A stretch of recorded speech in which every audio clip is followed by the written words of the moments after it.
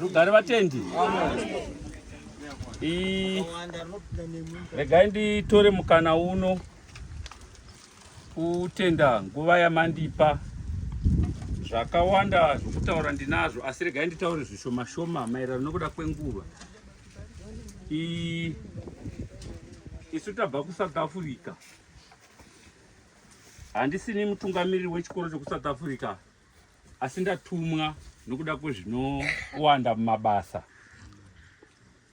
Shoko rinoda kutanga kutaura nderokuti murume watauya kuzochema mukadzi wake pano unonzi Vastole. Takararama naye nguva yakati uye mukupinda tose kereke iyi tine zvitsidzirano zvatakatenderana, zvatakatsidzirana kuti iye murume uyu nemhuri yake, kubvira iye nomukadzi wake nevana nevabereki vakavabereka, tinovigana. Saka vanhu vakanga vakaita mhandapanda muno mwari kwaari, asi tanzwa shoko iri takati hazvingabviri kuti isu sezvatakatenderana nomurume uyu tisavapo. Tanonoka nokuda kwezvinobata muzhira, asi ndiro shoko rangu rokutanga randati nditaure pamberi penyu, zvichireva kuti mumhuri iyi hatisati tapedza sezvinoda Mwari. Rugare ngaruve nemi. Regai nditore mashoko mashoma shoma ari pamusoro pechiitiko ichi. Handichaverenga hangu Bhaibheri, asi regai zviri muBhaibheri zvimwe zvishoma shoma ndizvitaure. Jehovha ndiye wakaita munhu nomufananidzo wake. Kana ukaverenga mashoko aGenesis anoti Jehovha wakaumba munhu neguruva revhu. Kana kuchinzi neguruva revhu, iri vhu retinoona pano ringatoita serakati koresei, nokuti kana ukarisanganisa iri rinozobudisa zvemapundu, kubwinyirira kana kutedzerera kunoita ganda romunhu kukasazobuda nokuda kwokuti rinenge rina mabwe. Saka vhu riya rokupedzisira pachirungu rinonzi fine dust ndo rakatorwa naMwari akaumbisa munhu, achiitira kuti makomba ari pamaziso abvire kugadzira, nokuti munhu wakanga asina kuitwa straight. Rugare ngaruve nemi. Saka munhu iyeye ndiye unozonzi namashoko aGenesis 3 vhesi yakata 19, nokuti uri vhu sezvawakabva kuvhu unofanira kuti udzokere kuvhu, uye uchidzokera usina chinhu. Munhu kana akaberekwa patsika yedu yechivanhu, tinoona mai vakazvitakura vakaita 9 months vagobereka munhu agokura.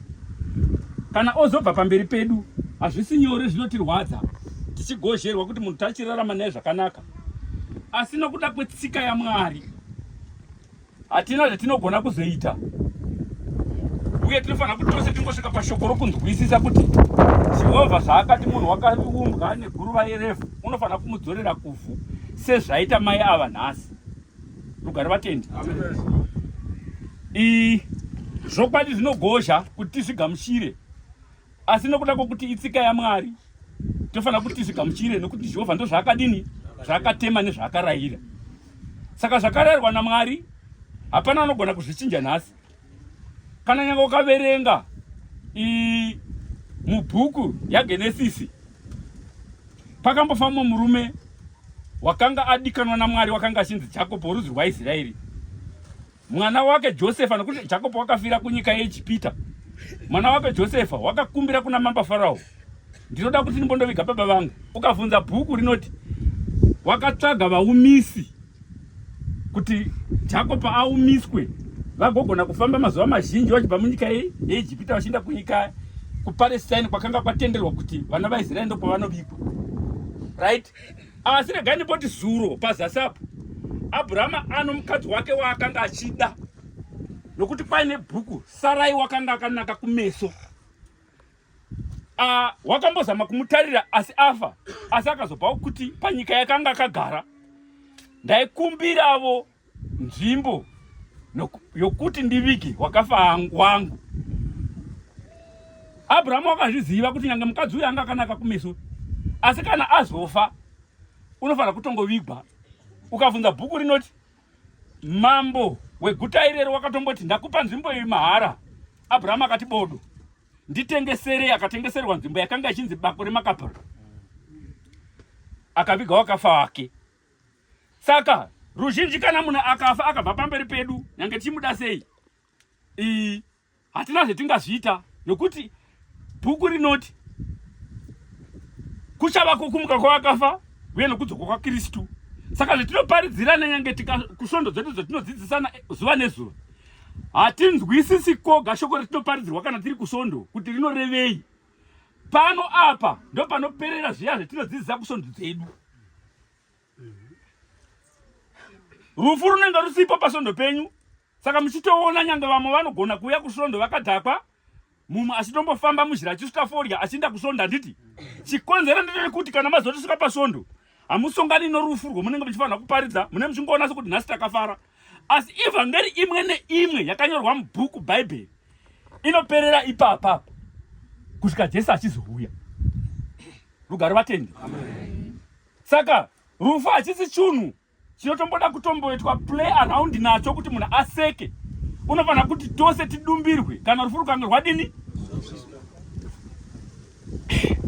Munomboziva zvinoita rufu here? Tichibva pano pane next. Handataura zvinonzwisikawo. Hatizivi kuti muno muraini here kana kuti kupi, asi tichimbobva pano pane next. Saka zvinoda kuti munhu iye pachake azviedze azviyere kuti hakusi kwede here kuchaita next kana kuti handisini here nenge ndiri next. Asi hazvifaniri kugumbura vanhu, hazvifaniri kugozhera vanhu, nokuti tinogara tichizvidzidziswa mudzisvondo dzedu kuti ngatinakire Jehovha wakatisika, kuti kana tichizofa Jesu kana ozomuka tofanira kuti nesu tionekwe naye pamwechete naye pakubwinya. Saka hazvisi nyore nguva dzose kuti vanhu vagone kuzvinzwisisa, nokuti kana rufu rusipo vanhu vanenge vachiona sokuti chinhu chokutamba nacho.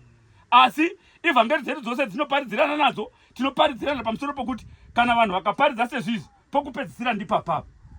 Saka mai ava tinovaisa pasi apa vane zvinhu nokuti ukabvunza rugwaro rwazvakazarurwa runoti regai vazore pakubata kwavo, nokuti mabasa avo anomadini. Mumwe nomwe nebasa rakwe raanofanira kuita pakurarama kwapaupenyu bwanhasi rinozomuteverera. Une ropa rakanaka kana vanhu vachibvunzana kuti vatorereiko uyu. Rugare vatendi. Vanhu kubvunzana pamusoro pako kuti vatorereiko uyu, asi ndiMwari unenge adi nake. Jehovha Mwari kana akaona kuti munhu wakarurama kazhinji unomubvisa pakati pavanhu vakashata, achiita kuti unozokanganiswa akashawa shobva kudenga. Saka kurarama kwamuri kuita, musafunga kuti kungwara kwenyu nokuti ndine mari. Ndiye Jehovha chete usati aona kururama kwako unomboda kuti utendeuke. Zvimwe kuda kusora mangwana unenge wavaraiti Jehovha agobva kudini okutora. Saka ngatigadzire. Rugare vatendi. Rugare vakaungana. Saka mashoko mashoma andawanirwa nguva kuti nditaura pamusoro pezavo, nokuti zvatoita laki kuti ndaparidza pamusoro porufu rufu rwacho rudi. Asi kusvondo kwenyu indai munodzidzisana bhuku kubva pana Genesis kusvika kuna zvakazarurwa inotaura pamusoro pezvizvi kuti munhu woga woga wakaberekwa nomukadzi una mazuva mashoma okurarama. Kana mazuva iwo akanga apera anoperera ipapapa. Zvinotevera kumberiko zvinozikanwa naMwari, nokuti takangonzi rindai chete, nokuti mwanakomana munhu uchazobva odini ozodzoka. Saka kurinda kwedu tinorinda tine tariro iyi yokuti kuchava pakumuka kwavakarurama uye nyange nevasakarurama. Nokuda kwechinhu ichi tinoshingira zuva nenguva kuti tiwanikwe tisina mhaka pamberi paMwari nyange napamberi pavanhu. Saka mukugarisana kwetinoita zvivhende kuti iwe hauna mhaka here pamberi pavanhu nyange napamberi paMwari. Amen.